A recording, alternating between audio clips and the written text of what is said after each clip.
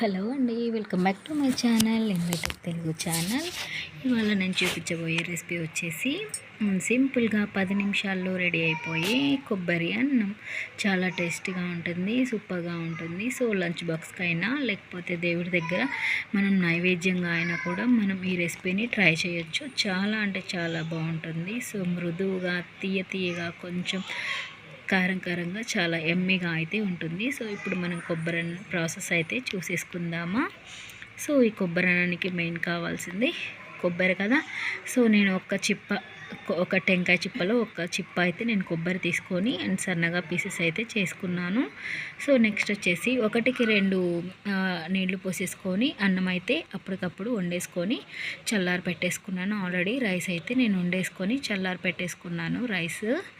So ఇప్పుడు మనం తరిగి పెట్టుకున్న కొబ్బరి అంతా మనం మిక్సీ జార్లో వేసుకొని కొంచెం కచ్చాపచ్చాగా మనమైతే దీన్ని గ్రైండ్ చేసుకొని పక్కన పెట్టేసుకోవాలి. సో చూసారు కదా, ఈ రకంగా అయితే సరిపోతుంది. సో మెత్తగా అవ్వకూడదు, అలా అని మరీ పెద్ద పీసెస్గా ఉండకూడదు. సో మనకు ఈ విధంగా మిక్సీ అయితే సరిపోతుంది.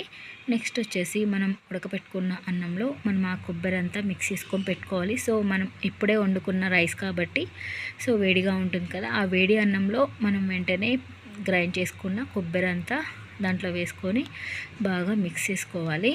సో మిక్స్ చేసుకొని దాంట్లోనే ఒక 2 టేబుల్ స్పూన్ సాల్ట్ అండ్ ఒక లెమన్, అంటే ఒక పెద్ద లెమన్ ఒకటి, అవి 2 కలిపేసి మనం మిక్స్ చేసుకొని అదే రైస్లో మనం రైస్ని అయితే పక్కన పెట్టేసుకోవాలి.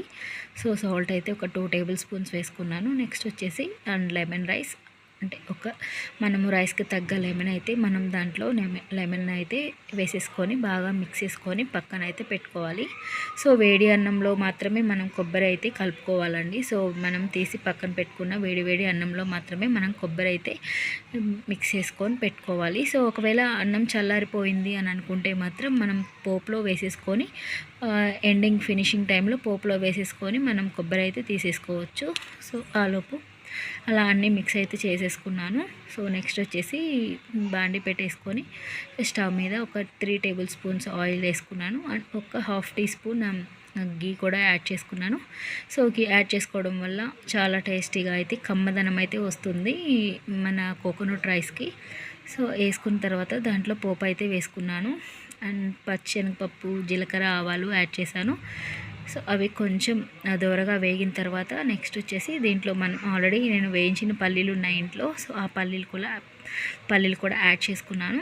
సో ఇష్టమైన వాళ్ళు ఎండుమిర్చి కూడా వేసుకోవచ్చు. సో నేను వేయలేదు, చూసారా. నెక్స్ట్ వచ్చేసి కరివేపాకు యాడ్ చేసుకున్నాను. నెక్స్ట్ వచ్చేసి మనం రైస్కి కారానికి తగ్గట్టు 4-5 పచ్చిమిర్చి పొడుగా చీల్కొని దాంట్లో అయితే మనం వేసుకొని పోపులో బాగా మిక్స్ చేసుకోవాలి. సో అవి దోరగా వేగాలండి. సో మళ్ళీ మాడ అనేది అవ్వకూడదు.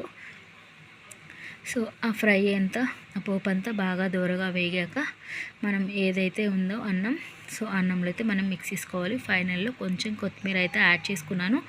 సో కొబ్బరి అనేది దీంట్లో కూడా యాడ్ చేసుకోవచ్చు అండి, వేడి అన్నంలో కాకపోయినా దీంట్లో అయినా మిక్స్ చేసుకోవచ్చు. సో నేను ఆల్రెడీ వేడి రైస్లో నేను కలుపుకొని పక్కన పెట్టుకున్నాను కాబట్టి నేనైతే తాలింపులో అయితే వేసేలేదు. సో నెక్స్ట్ అయితే ఆ పోపును అంతటిని తీసుకొని వచ్చేసి మనం రైస్లో అయితే యాడ్ చేసుకొని మిక్స్ చేసుకోవడమే. అసలు చాలా టేస్టీగా ఉంటుందండి కొబ్బరి అన్నం. ఒక్కసారి ట్రై చేయండి, నా స్టైల్లో ఎలా ఉంటుంది అనేది మీకే అర్థమవుతుంది. చాలా అంటే చాలా సింపుల్గా రెడీ అయిపోతుంది. సో దీంట్లో ఇంకా జీడిపప్పు యాడ్ చేసుకోవచ్చు, ఇంగువ యాడ్ చేసుకోవచ్చు, యాడ్ చేసుకునే వాళ్ళు మిరియాలు యాడ్ చేసుకోవచ్చు, అల్లం యాడ్ చేసుకోవచ్చు. సో నేను అటువంటివన్నీ యాడ్ చేయలేదు. సో నాకు ఇంట్లో చిన్న బాబు ఉన్నాడు కదా, సో అందుకనేసి నేను యాడ్ చేయలేదు. సో ఫైనల్గా మన కోకోనట్ రైస్ అయితే రెడీ అయిపోయింది. ఫైనల్గా కొత్తిమీరతో గార్నిష్ చేసుకొని మనం దీన్ని 10 మినిట్స్లో లంచ్ బాక్స్కి రెడీ చేసి పంపించేయచ్చు. ఇంట్లో పిల్లలకి తినని వాళ్ళు కూడా తినే రకంగా చాలా బాగుంటుంది. సో నా రైస్ కనుక మీకు నచ్చినట్టయితే ప్లీజ్ లైక్ చేయండి, షేర్ చేయండి, కామెంట్ చేయండి. ప్లీజ్ సబ్స్క్రైబ్ చేసుకోండి మై ఛానల్ని. సో ప్లీజ్ అందరూ ఒకసారి ట్రై చేసి ఎలా ఉందో చెప్పేసి నాకు కామెంట్ అయితే చేయండి. Thank you for watching. Next ఇంకొక వీడియోతో నేను మీ ముందుకైతే వచ్చేస్తాను. Thank you for so much. Okay, bye. I love you.